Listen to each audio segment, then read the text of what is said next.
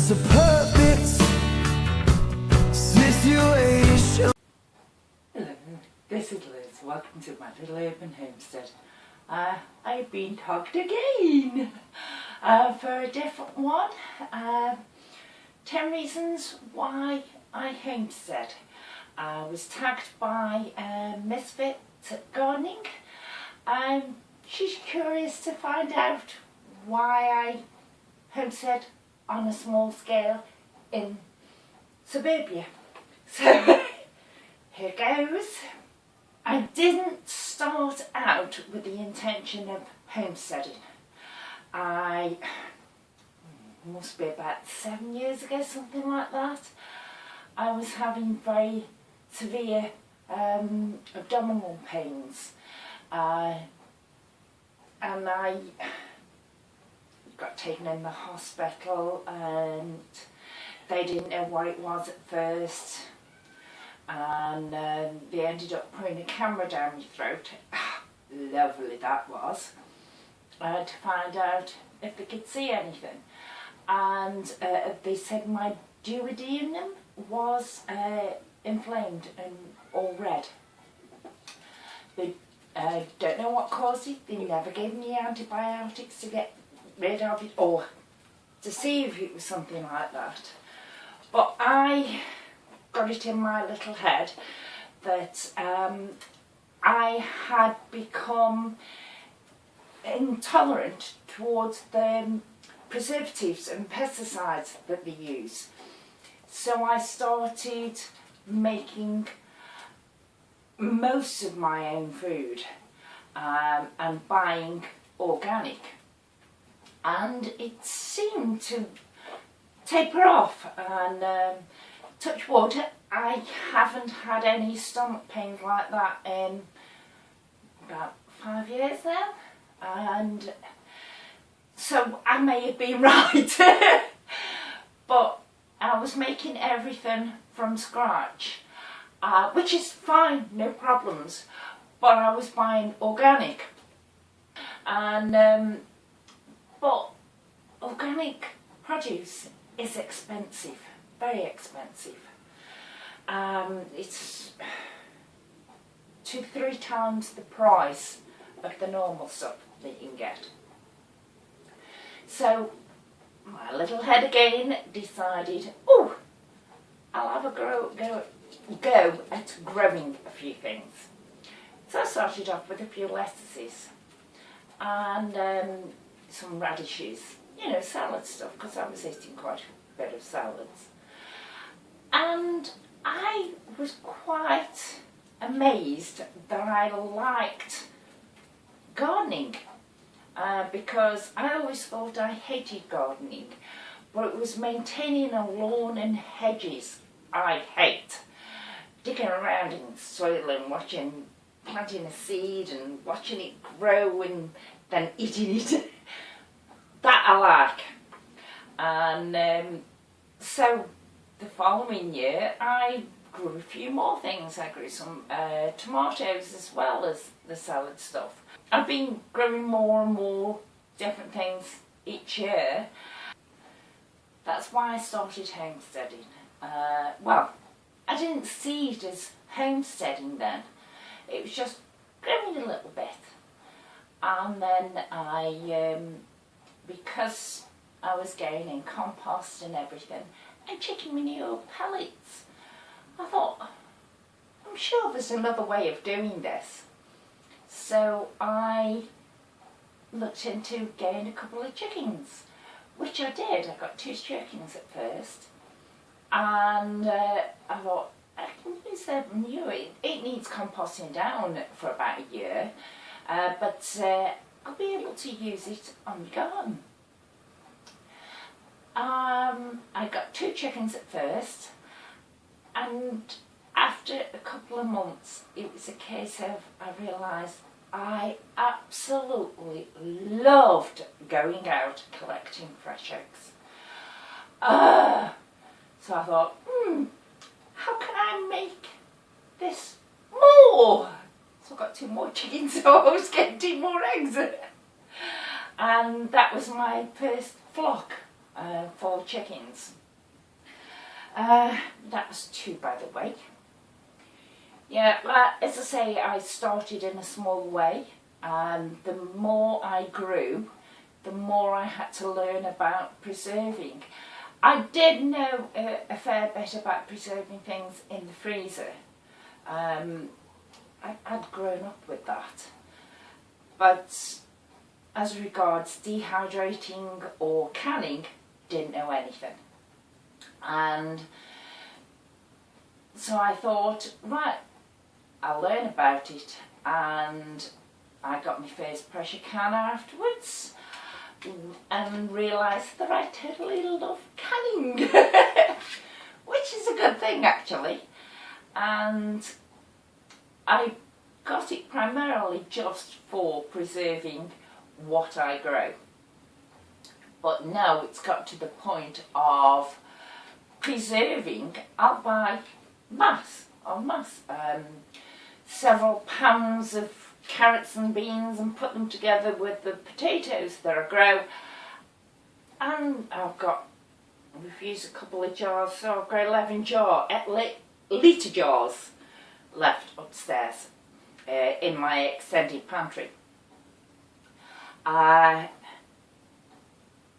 Also, the things that I preserve, I can myself, even if they're bought, they taste so much nicer than the stuff that I can buy, and it is cheaper, so it's more economical, viable.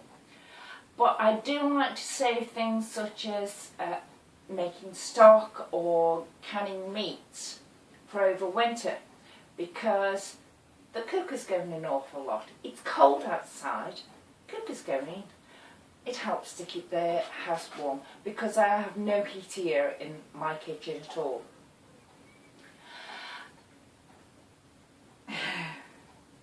That's why I've decided I make the dog food. I do about 30 odd jars every 2 months, more or less. And I decided over winter I'm going to still do the same amount, but do it about every month to 6 weeks, and save some of the jars so that I don't have to be doing it over summer, warm weather, sitting with the cooker going all the time. So I'll be doing a lot more dog food over the winter. I have to limit myself on the amount I can because of the amount of jars I've got, because they are expensive. Mason wants to join in with this, but it's not going to. They are expensive, the jars are. I mean, I've cut the expense, sorted that out by having tackle lids, but I still need the jars. And it really annoys me. You see these people in America that go and buy a flat of jars. You know, but only a few dollars for 12. For me, I use Kilner jars, and for me to buy pint-sized Kilner jars and buy a flat 12 of them, that will cost me about £25, between £25 and £30 depending where I get them from. So I'm always needing more jars. But it's a case of they are expensive. I do it slowly.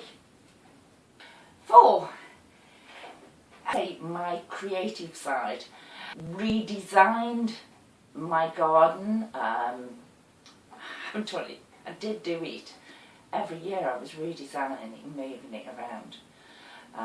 Used to have a pond in it, and then the pond moved, and then the greenhouse moved. And now I've got, I made up these, the concrete raised beds with paving slabs on the side, sunk into the ground, making the sides of the raised beds just slightly bigger. So there's that creative side of me, plus the cooking.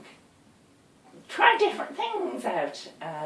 Yeah, it's definitely like that creative side of me. Number 5, it was also a challenge for me. I do rise to a challenge. How much can I actually grow? First of all, it's a case of, can I grow it? And then with certain things, it was, how much of this can I grow? Or how much of my budget that I would normally spend on the organic stuff to buy and make into food, how much of it could I actually grow? So it was a challenge, and I do like a challenge. Number 6. This way of life that I've slowly eased into has made me look at things differently. When I'm going to throw anything away, I'm thinking, can it be used for something else? And if so, what? Or something looks like I should be able to figure out another use for it, and I can't. So I won't even throw it. I'll store it in the garage, depending on the size of it and what it is like. I'll store it until a later date, either a few years down the line, I find it and think, never needed it, and then I'll throw it. Or I'll do something and think, oh, that will work out and just brilliant. So this ties into the creative side, making things from something else.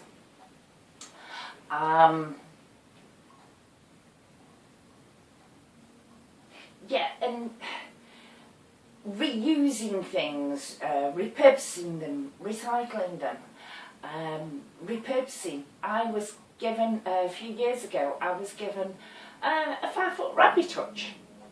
I didn't need it because I built what I classed as the rabbit condo that's now my potting shed. But I had it because they were giving it away or it was going to get thrown. So I repurposed it. I built a nest box for the end of it, put a roost bar in, and that's my chicken coop now. I don't think it'll go through another winter, but it's done 2 years now. So I'll see if I can make use of some bits of it and get rid of the rest. But that's reusing, repurposing. This also reduces my impact on the earth. I don't think you can ever reduce your impact to 0, but I help as much as I can by reducing as much as I can. Number 7, going along these lines and that, before I realised it was a homestead, I could see it was going to save me money eventually, because obviously it's costing money at first, because you buy your canner, buy a polytunnel, buy a greenhouse if they aren't given to you. You know, you're buying different things that you have not got and you can't repurpose anything else for it. So you are spending money then, but eventually it pays for itself. It is saving me money. And also, if I didn't cook from scratch and bought the ready meals, it'd cost me £2 or three times as much as buying just the ingredients of it and making it up. Plus it doesn't taste as nice, and basin. Plus it doesn't taste as nice, and you don't get as much. So it saves money that way, me doing the cooking. But because I'm using things that I've grown, that reduces the cost even more.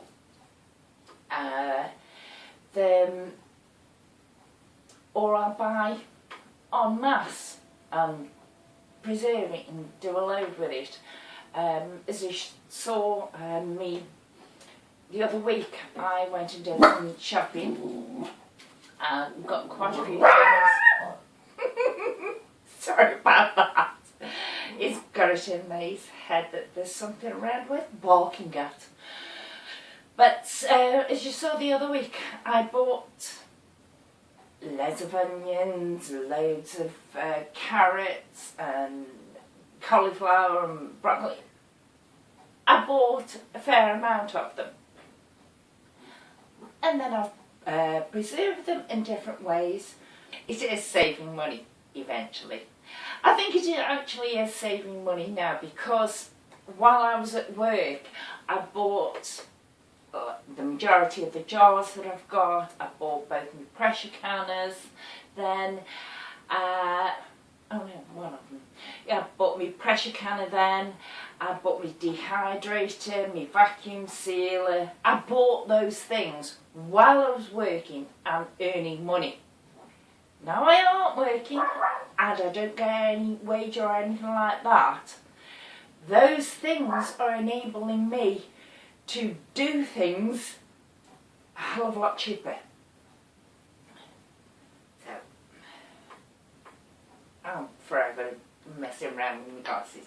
Yeah, so they are enabling me to do things a lot cheaper. So yes, now I've bought them and they're there and I use them, they're saving me money. If you buy things and don't use them, it's a waste of money. And I hate wasting money. Number 8. Financially, Lurch and I, we could not afford to buy anywhere else that's got more land to it. So I could obviously grow more in that. And the waiting lists for allotments run in the years around here. I've been out on one waiting list for 2 years. And rather than just waiting until I can get an allotment, I've started growing in the areas I've got, and to the point of making raised beds around the front, which I haven't used this year, but did do last couple of years, and I intend on starting it up again. Well, mason's been such a pain in the bum, but using the space I've got. So eventually, when I do get off an allotment site, I'm going to have to weigh up, is it going to be worth my time and my effort and my money, because I may be growing sufficient for the pair of us. I'd have to seriously think about it and look at it when they do offer me an allotment. Right, I've been trying to think, it's supposed to be 10 ounces and I've done 8. So I've been trying to think of another 2 and I can't. So what I'm going to do for the last 2 is basically tell you the benefits I have found from living this way of life. One, main one, healthier food. And because you're out there digging things over, weeding and that, it's healthier for you. And my knees do stop me doing an awful lot. But the enjoyment you get from it, the animals, I had a lot, the chickens, I don't like birds. I used to have a phobia against them, but I'm a lot better now. But I don't like birds. So I don't bother with the chickens, apart from their general day-to-day care. The rabbits, I loved having the rabbits. I used to go in and just stroke the baby bunnies, and as they grow a bit bigger and that, so that they were used to me. Mum and Dad, I used to stroke them, hold them, they were very used to me. And I loved having them. But the sheer work that was involved with them, because basically they poo as much as they eat, and they needed regular cleaning out and that, and which was pulling an awful lot on my knees. So it's a case of they had to go. Mum and Dad, I could not, it would not have been fair or right to have Mum and Dad put them in a pot. So they were given to a friend of my son's, because his daughter wanted white rabbits. So I gave them to him, and he's looking after them. He doesn't breed them. So she had several litters, but she's living out the rest of her life in fun and not being pregnant. So no, I couldn't bring myself to do that. They've gone to a retirement home, if you like. And also, now I'm not working, it fills up my time an awful lot. Yeah, this YouTube channel, this is another benefit of the homestead life. And yes, homestead is the correct word. A homestead refers to any dwelling with buildings close by that is primarily concerned with the growing or raising of food. I have shed, garage, potted shed, summer house, greenhouse. They're buildings nearby. I grow food. I used to raise meat. I still do to a certain extent because I have the chickens for eggs. So this is a dwelling with those attachments to it, which is primarily concerned with the production of food. So yes, homestead is the correct word, even though I'm in England. If I hadn't have started this homestead style of life, I would never ever have done a YouTube channel to this extent. I have been thinking of doing a selection of videos, if you like, on cooking and that, for my children, for when I aren't around.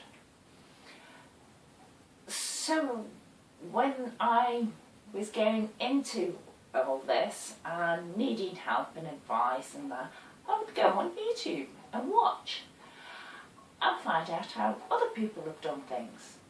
So it's nice to sort of return the favour and hopefully help other people, and especially people that have got a small area of ground the back garden, or you know, they've got a greenhouse, or even a polytunnel attached, or anything, any small bit of ground, a few pots and that. If they learn something from me, then this lifestyle, this YouTube channel, my life has been a success. And I've made some lovely friends. Thank you very much. Bye. Oh, I'm supposed to name some other people, aren't I? I can't think of anyone at the moment, so basically anybody who watches this who feels that they want to join in and add something to it, or if they feel the same as me, similar things happened and that, you do a video and let me know what it is, please. Thank you. Bye.